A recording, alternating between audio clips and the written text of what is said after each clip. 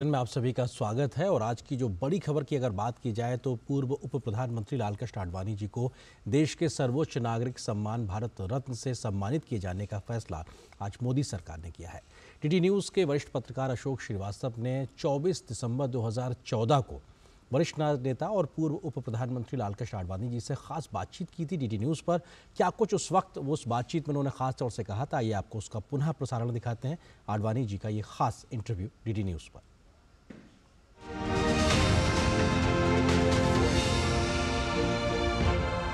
राजनीति में जब कभी भी सिद्धांत आधारित राजनीति की बात होगी, जब कभी मूल्यों पर आधारित राजनीति की बात होगी और राजनीति में जब कभी भी राजनेताओं की जोड़ियों की बात होगी, तो दो नाम हमारे सामने ज़रूर आएंगे और वो दो नाम हैं पूर्व प्रधानमंत्री अटल बिहारी वाजपेयी और पूर्व उप प्रधानमंत्री लालकृष्ण आडवाणी के।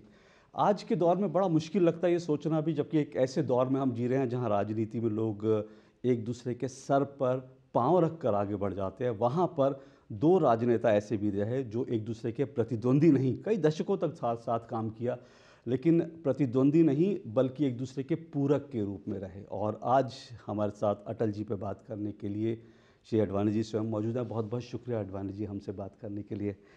आडवाणी जी, मैं शुरुआत वहाँ से करूँगा जिसका मैं खुद एक बार साक्षी रहा। मुझे याद है मुंबई अधिवेशन में, और उस वक्त राम जन्मभूमि आंदोलन के बाद हर जगह ऐसी चर्चा थी कि आडवाणी जी ने पार्टी को लीड किया है, आडवाणी जी पार्टी को यहाँ तक ले आए, 2 से 82 तक ले आए। और आपने मुंबई अधिवेशन में ऐलान किया कि अटल जी के नेतृत्व में बीजेपी आगे बढ़ेगी। और उस वक्त मुझे याद है मैं पत्रकार दीर्घा में बैठा था, कई पत्रकार एकदम अवाक थे आपके मुंह से सुन करके, और इसका मूल्यांकन फिर कई बरसों तक होता रहा कि आपने ये ऐलान किया और कैसे पार्टी के बीच आप दोनों के रिश्ते हैं। इसको आज आप कैसे याद करते हैं, कैसे स्मरण करते हैं इसको? जिस समय मैंने घोषणा की तब मैं अध्यक्ष था पार्टी का। उन्होंने मुझे कहा उसी समय कहा मंच पर बैठते ही कि क्या किया, क्यों किया। मुझसे भी बात नहीं की। आपने चर्चा नहीं की थी? ना, मैंने उनसे बात नहीं की थी, क्योंकि मैं जानता था कि कुछ लोग जो प्रभावित थे वो चाहते थे कि वो न बने किसी कारण से, और वो मैं ऐसे सहमत नहीं था। मैंने कहा कि नहीं। तो उन्होंने जब कहा मुझे, मैंने कहा मुझसे भी नहीं पूछा। तो हाँ, मैंने कहा नहीं पूछा। मैं पूछता तो आप क्या कहते, क्योंकि उससे पहले हम दोनों जब लोकसभा में थे तब भी एक स्टेज पर मुझे लीडर ऑफ द ऑपोजिशन बनाया, जबकि वो थे वहाँ पर। तो भी मुझे उनको ना बना करके मुझे बनाया, तो मैंने नहीं माना। फिर पार्टी में आपने और लोगों से चर्चा की थी इस बारे में कि नहीं, मैंने किसी से भी चर्चा नहीं की। ये आपको लगा अटल जी ही हैं जो कि लीड कर सकते हैं? हाँ, जो कि मैंने कहा कि अटल जी को जनता सारी स्वीकार करेगी, पार्टियां सब स्वीकार करेंगे, कुछ लोग हमारे साथी जो है वो नहीं करेंगे, तो उससे क्या होता है। मैंने कहा मैं इतना अधिकार तो मेरा है ही अध्यक्ष के नाते। मैं इतना ही कह सकता हूँ कि आज भारत की राजनीति में मैंने अगर कुछ योगदान किया है तो उसमें सबसे अधिक श्रेय और सौभाग्य का विषय मैं ये मानता हूँ कि आरंभ से ही मेरा संबंध श्री अटल बिहारी वाजपेयी से आया। चाहे उसके परिणाम दो प्रकार के हुए। पहला परिणाम तो ये हुआ कि जब मैं राजस्थान में उनके आने पर कई दिन तक उनके साथ साथ राजस्थान का प्रवास करता रहा और उनके भाषण सुनता रहा, जो कि मेरे लिए एक अनोखा अनुभव था, क्योंकि मैं कोई किसी राजनीतिक नेता के साथ साथ प्रवास करते हुए ऐसे व्याख्यान कभी सुनने की अपेक्षा भी नहीं करता था कि जिसमें सहजता थी, ज़बरदस्त प्रवाह था और भाषा के ऊपर अद्भुत नियंत्रण था और उसके साथ साथ हंसी मजाक करते करते और गहन से गहन, गंभीर से गंभीर राजनीतिक विषयों को जनता के सामने रखने की क्षमता थी। उस एक प्रवास के कारण मेरे मन में एक कॉम्प्लेक्स डेवलप हो गया, जो कि एक नेगेटिव कॉम्प्लेक्स था कि मेरे लिए राजनीति कठिन चीज़ है।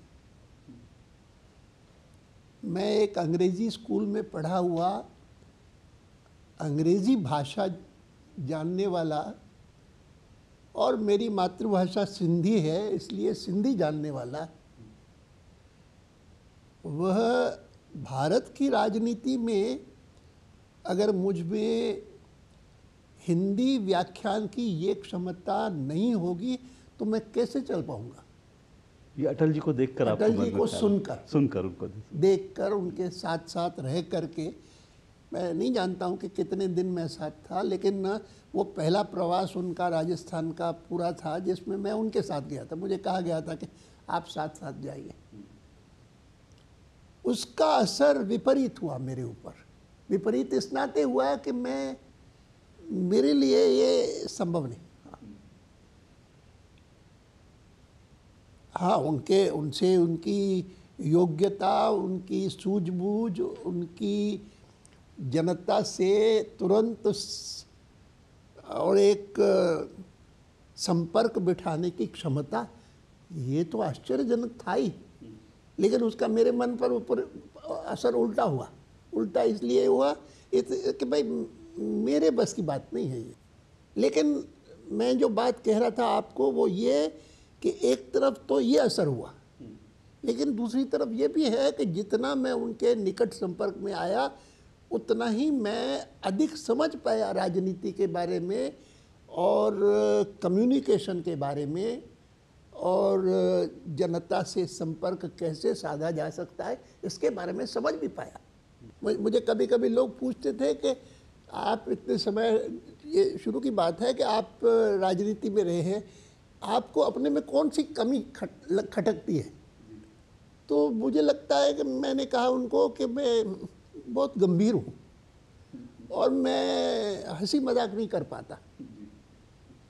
और विनोद प्रियता अटल जी की वह ऐसी है कि जिसके कारण वो सहज संभाषण कर सकते हैं जनता से। जब 1952 में जब मुलाकात हुई थी कोटा जाते हुए, जब तब आपने उसका जिक्र किया है कि आपने ऐसे देखा उनको तो आपको लगा कि उनके भीतर कुछ सुलग रहा है और इस जो ये अग्निमंडल की जो दीप्ति है उनके मुखमंडल पे छाई हुई थी। तो किस तरह से स्मृतियां वो आज आप वो तो इसलिए क्योंकि मैं उन दिनों में कोटा में प्रचारक था, राष्ट्रीय स्वयंसेवक संघ का प्रचारक था और उस समय मेरा दायित्व कोटा में था। यद्यपि साथ साथ मुझे कहा गया था कि आपको जनसंघ में काम करना है। भंडारी जी और मैं, हम दो थे जिनको ये दायित्व कहा गया कि आपको इसके बाद शाखाओं का दायित्व न देख करके आपको जनसंघ में कार्य करना है। और उन्हीं दिनों में डॉक्टर श्यामा प्रसाद मुखर्जी जम्मू कश्मीर जाने से पहले, जम्मू कश्मीर का उन्होंने प्रस्ताव पारित करवाया था कानपुर में, कानपुर के अधिवेशन में, लेकिन उसके बाद उनके मन में था कि मैं जम्मू कश्मीर जाऊंगा और जम्मू कश्मीर से वो लौट नहीं पाएंगे ये किसी को कल्पना नहीं थी। लेकिन वो जाने से पहले एक बार प्रवास के लिए निकले थे, तो ये अटल जी को कहा गया था कि आप भी साथ साथ जाएं और अटल जी उनके साथ साथ गए थे। तो कोटा में मैं था तो कोटा से वो गुजरे और मैं, हमारे कार्यकर्ता भी वो बहुत सारे डॉक्टर मुखर्जी को देखने के लिए, बहुत सारे अटल जी से मिलने के लिए मैं गया था।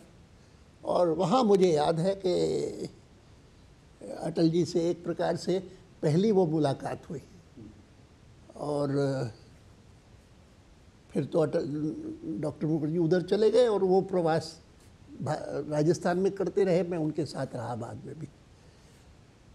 लेकिन मैं उसको किया करता हूँ, और मैंने कभी एक आध बार पूछा भी कि मुझे याद है कि एक थोड़ा समय अटल जी और मैं और डॉक्टर मुखर्जी तीनों वहाँ प्लेटफॉर्म पर खड़े थे, ट्रेन सामने खड़ी है, और वो फ़ोटो किसी समय राजस्थान के कार्यालय में लगा रहता था, जो बाद में मैं ढूंढता रहा लेकिन कभी मिला नहीं। लेकिन हाँ, वो भेंट मुझे ज़रूर याद रहती है, और उसमें ख़ास करके ये बात याद रहती है कि डॉक्टर मुखर्जी तो उस समय भी बहुत हृष्ट-पुष्ट थे और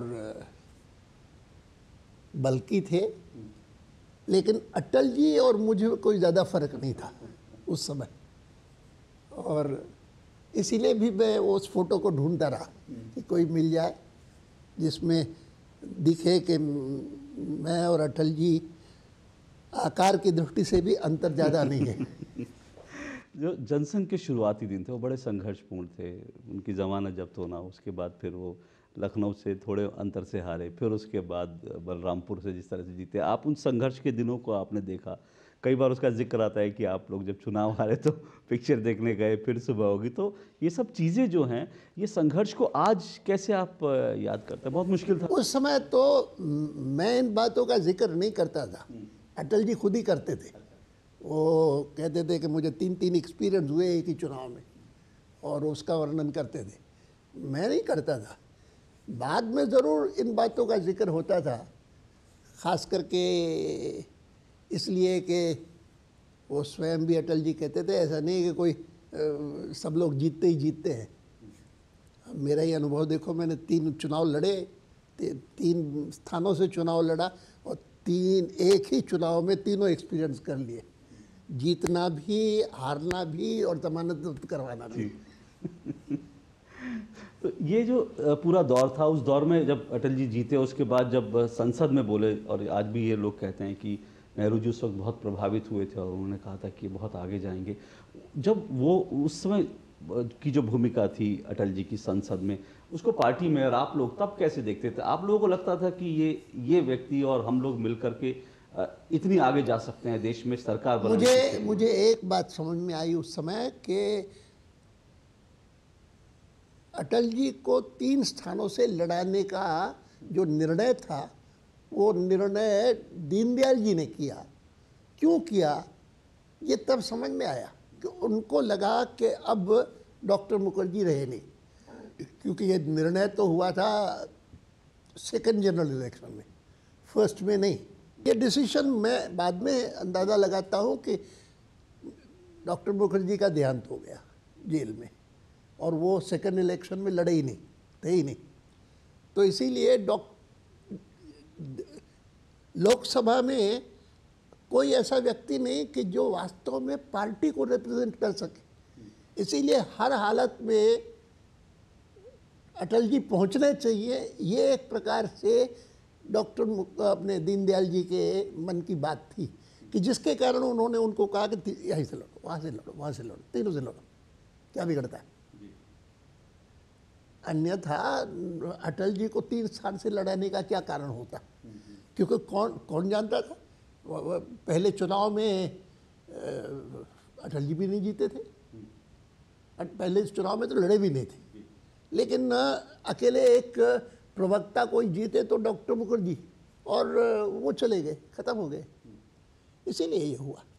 तो वो आपको उस वक्त लगता था जब आप लोग बैठते थे, कभी बात करते थे, तो अटल जी की जो नेतृत्व क्षमता थी वो सब देख रहे थे, लगता था कि आप लोग इतनी आगे तक जाएंगे केंद्र में? मैं तो कुछ नहीं कह सकता, लेकिन मैंने तो इंटरप्रेट किया कि दीनदयाल जी ने उनको 3 स्थानों से क्यों लड़ाया।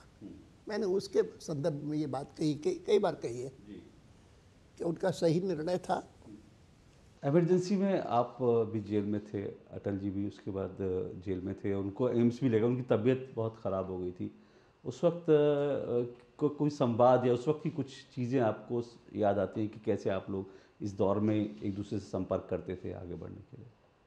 नहीं, पर वो शुरू में तो मैं या अटल जी दोनों, उस समय एक कमेटी बनी थी, सिलेक्ट कमेटी पार्लियामेंट की, कि जो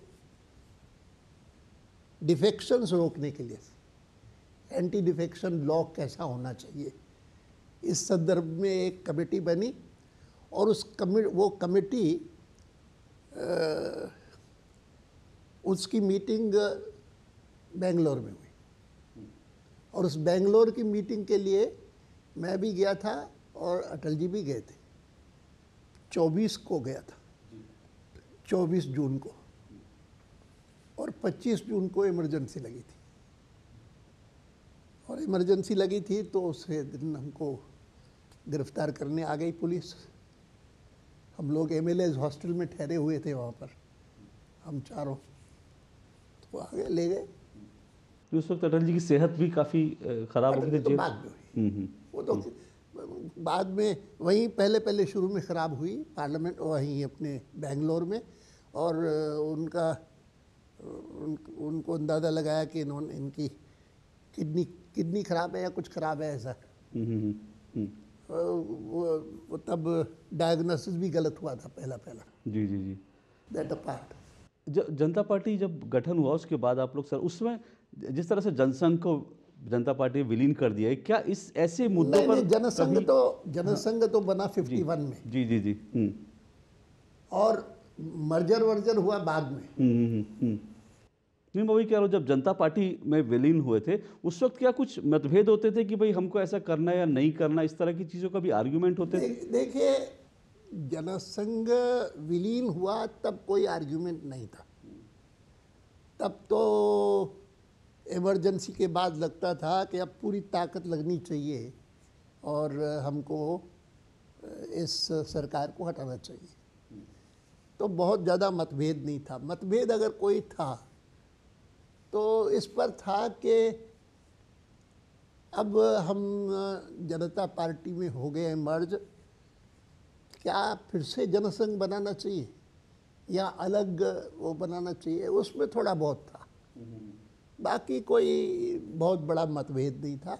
और वो मतभेद तब बढ़ गया जब ड्यूअल मेंबरशिप की चर्चा चली, और तब हमको लगा कि ये तो हमको निकालना चाहते।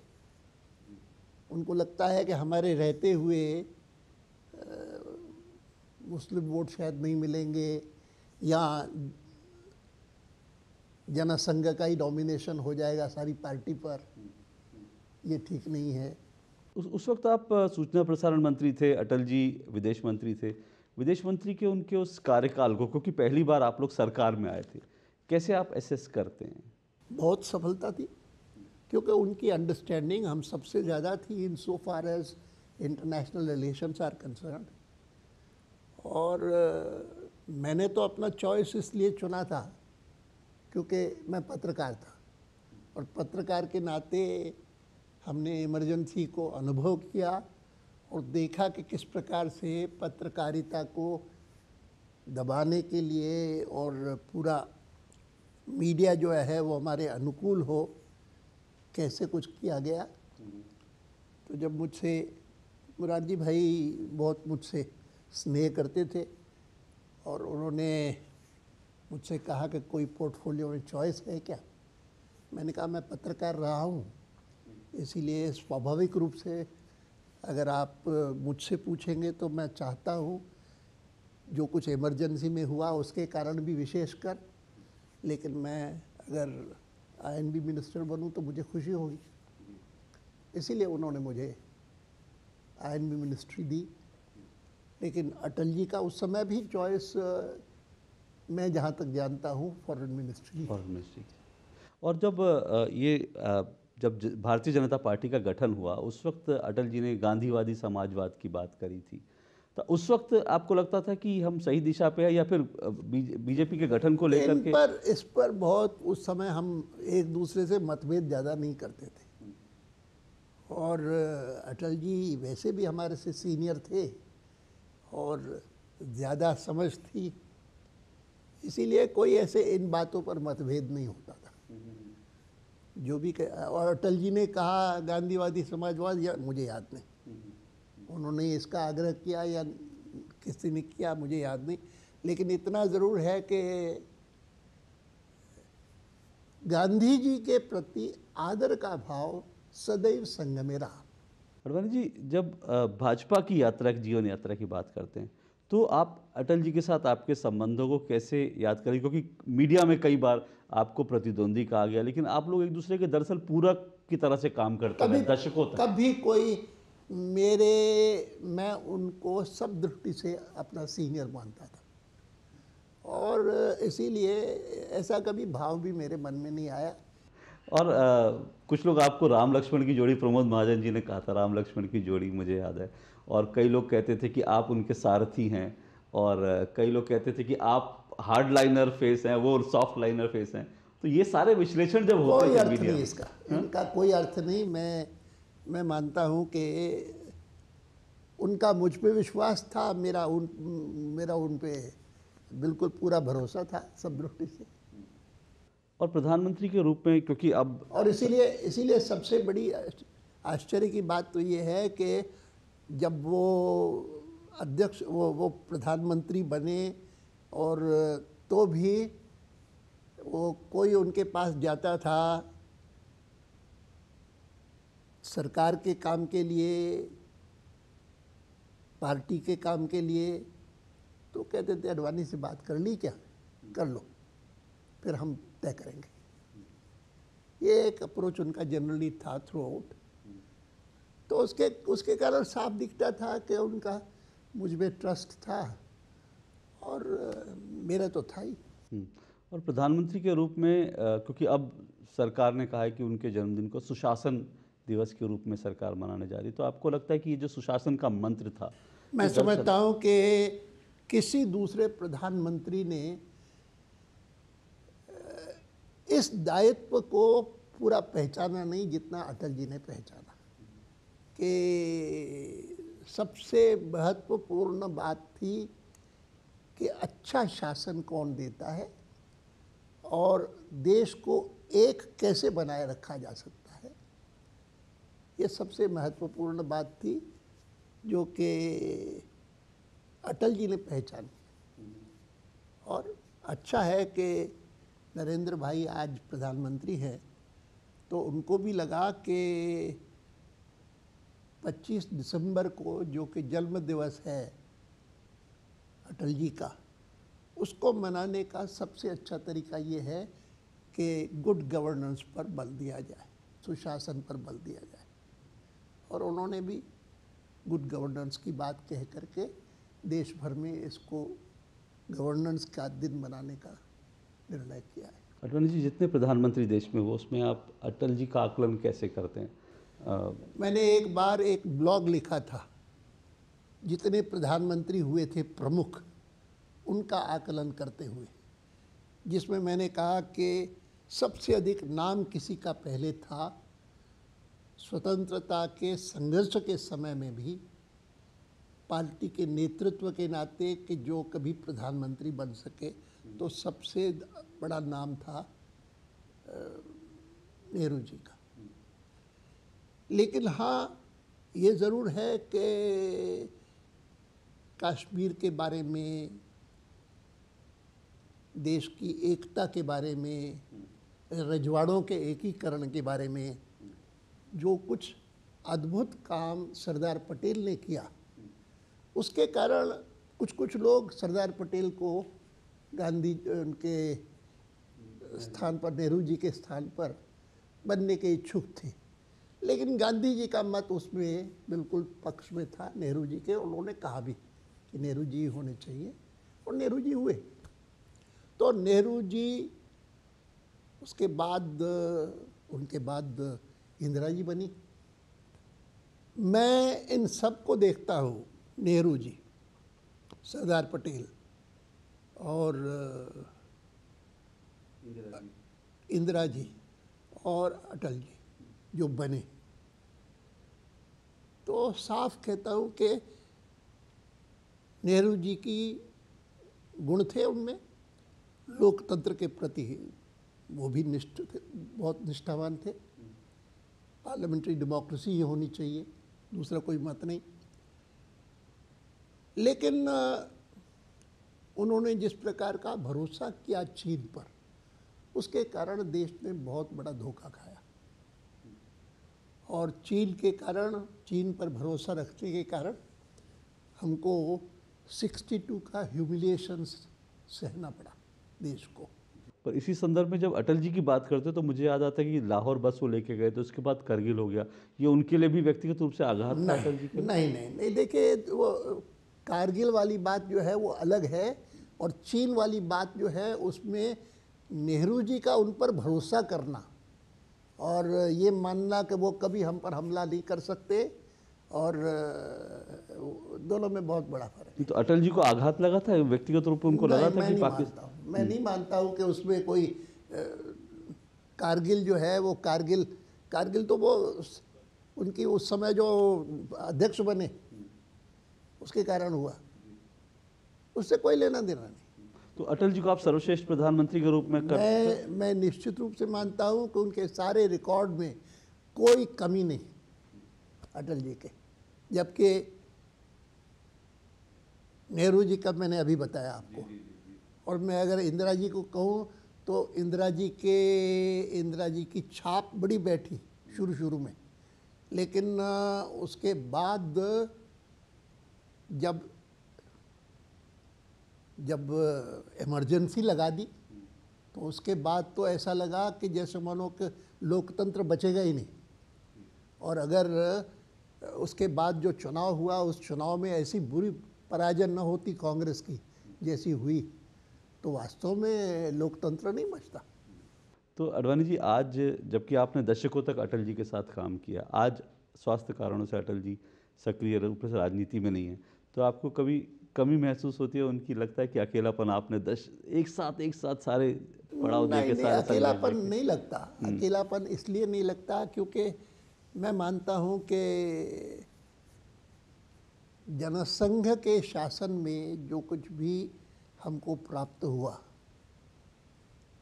जो भी उपलब्धियां हुई, उसमें एक कारण तो हमारा नेतृत्व है, दीनदयाल जी का, अटल जी का, नाना जी का, लेकिन बड़ा कारण था संगठन हमारा, और उस संगठन के कारण हमारी उपलब्धियां हुई और वो आज भी हो रही है। संघ के से साथ आरएसएस के साथ संबंधों को लेकर के आपका और अटल जी के दृष्टिकोण में भाजपा का आरएसएस से रिश्ते क्या होंगे, उसको लेकर कभी कुछ लगा कि उस पर आप लोगों के अलग अलग मत थे? नहीं, अलग अलग मत नहीं थे, लेकिन मेरे अलग अलग मत थोड़े बहुत थे। तो उस समय थे जब हमको नहीं लगता था कि संघ के बिना कोई पॉलिटिकल पार्टी अच्छी चल सकेगी। एक स्टेज पर जब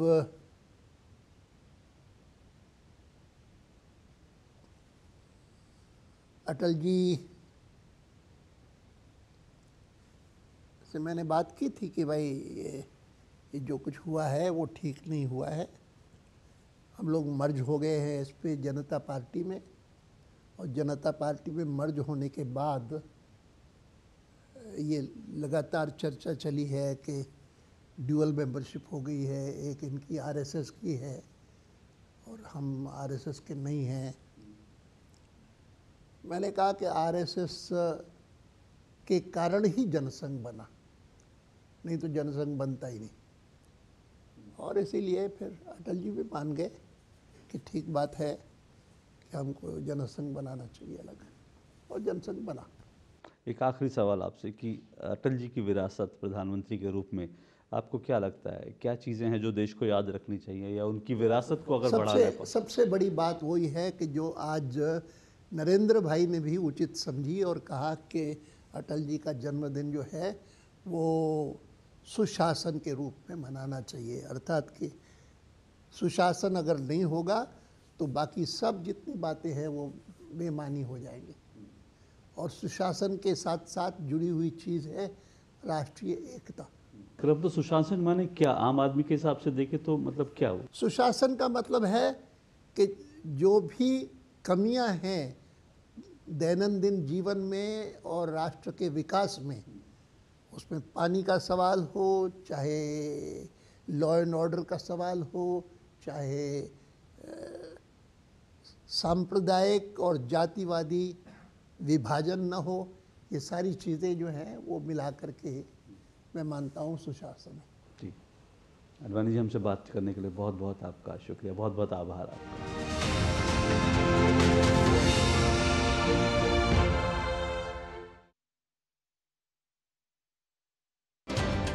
अटल जी की विरासत कैसी थी उस दौर की सियासत, जानिए भारत के 2 रत्नों की कहानी। भारत रत्न लाल कृष्ण आडवाणी की जुबानी। 2014 में डीडी न्यूज के साथ आडवाणी जी की एक्सक्लूसिव बातचीत। दूरदर्शन समाचार द्वारा प्रसारित पूर्व उप प्रधानमंत्री लाल कृष्ण आडवाणी जी का विशेष साक्षात्कार